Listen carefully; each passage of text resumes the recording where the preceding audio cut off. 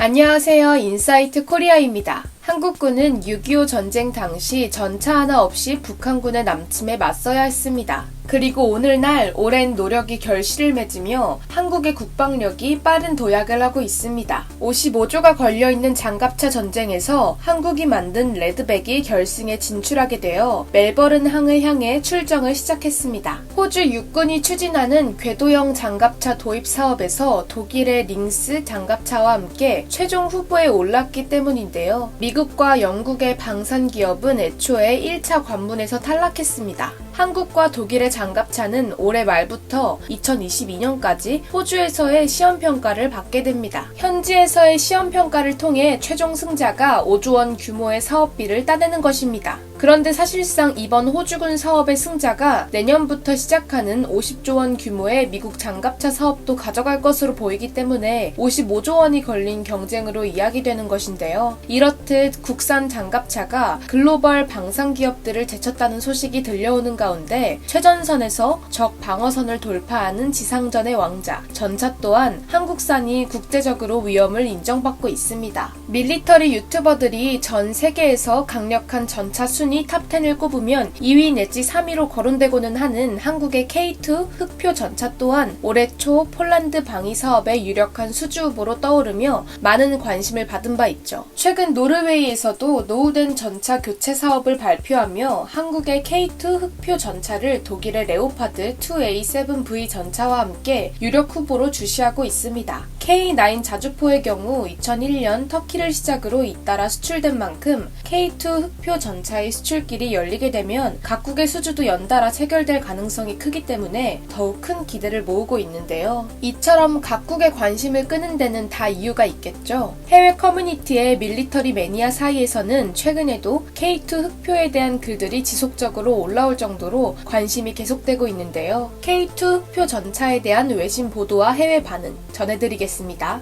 베트남 매체 TM퐁은 한국의 K2 전차를 세계에서 가장 비싼 전차이자 전장을 누비는 위험한 기계라고 소개했습니다. 사실 세계에서 가장 비싼 전차는 1위가 1260만 달러인 프랑스의 르클레르, 2위가 940만 달러인 일본의 십식 전차, 3위가 880만 달러인 한국의 K2 흑표 전차인데요. 사실 가격이 높다고 강력한 것은 아니죠. 그만큼 정밀하고 독특한 기술로 고급 전차이자 위협적인 전차로 평가했다고 여겨집니다. TN퐁은 수심 4.1m까지 잠수 도하가 가능한 점을 들며 믿을 수 없을 만큼 탁월한 방수 능력을 갖추고 있으며 포탄으로 최대 8km 떨어진 표적을 사격할 수 있다는 점 또한 인상적이라고 평가했습니다. 하지만 무엇보다도 K2 흑표가 가장 주목받는 점 하나는 서스펜션 기술입니다. 내셔널 인터레스트 또한 한국의 K2 흑표 전차에 대해 기술적으로 무척 정교하고 독특하다고 극찬했는데요. 가장 인상적인 점으로 잠수 도하 능력과 함께 서스펜션 시스템을 꼽았습니다. 3차 양산부터는 심장에 해당하는 파워팩까지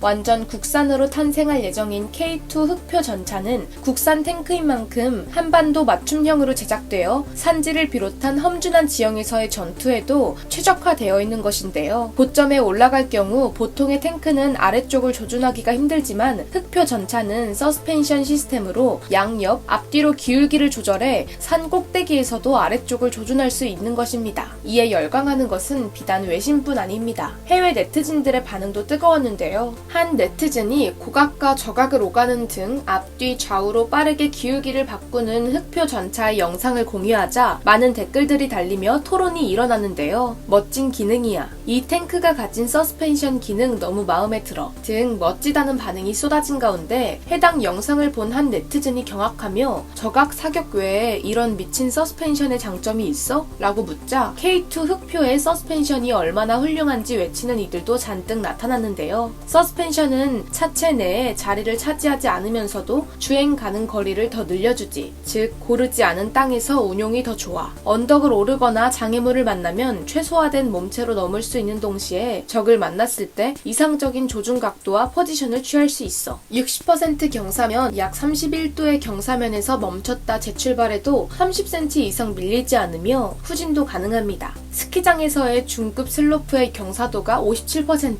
30도 정도인 걸 감안해보면 정말 놀랍게만 들립니다. 다른 네티즌은 K2 흑표 전차가 장애물을 우습게 넘어버리는 사진을 공유하자 섹시하다. 정말 섹시한 괴물이야. 등의 감탄은 물론 공군이다. 점프했다. 친구의 브리또를 뺏어먹기 위해 악랄하게 점프하는 중 등의 농담까지 나왔습니다. 재미있게도 해외 밀리터리 유튜버가 흑표 전차를 다루자 댓글에서 일본이 강제로 소환되기도 했는데요. 한 네티즌이 K2가 추가되자 일본의 팩션, 마침내 충분한 적이 나타났군. 우리의 싸움은 전설이 될 것이다. 라고 농담을 시작하자 일본 군대는 한국에 비해 너무 약해 등의 댓글부터 시작해서 한일 관계에 대한 토론이 일어나더니 한국은 기본적으로 독일한테 몹쓸 짓을 당한 폴란드와 비슷한 입장이라는 폴란드인들의 공감 댓글이 달리기도 했습니다. 한편 여러모로 뜨거운 흑표 전차의 외관에 대해서는 국내 네티즌과 해외 네티즌들 모두 대동단결해서 잘생겼다는 평을 했는데요. 해외 네티즌들은 아름답다. 아름다운 버전의 르클레르 같아. 미친 한국인들과 그들의 기계 신님이 세상을 정복하려고 한다. 머리가 크지만 그래도 아름답다. 사탄이 강림한 것 같다. 난 이거 필요 없어. 난 이거 필요 없어. 가이진 제발 나 이거 필요해. 등의 댓글과 함께 아름답다. 엄청 강력해 보인다. 전쟁 게임에서 K2 탱크를 만나보고 싶다. 등의 반응인 반면 한국의 네티즌들은 고놈 참 잘생겼네. 같은 애정어린 눈길이라는 차이점을 찾아볼 수 있었습니다. 이를 시작으로 앞으로 한국의 방위산업이 각 분야에서 더욱 높은 위상을 떨치는 날이 오기를 바라겠습니다. 지금까지 인사이트 코리아였습니다. 감사합니다.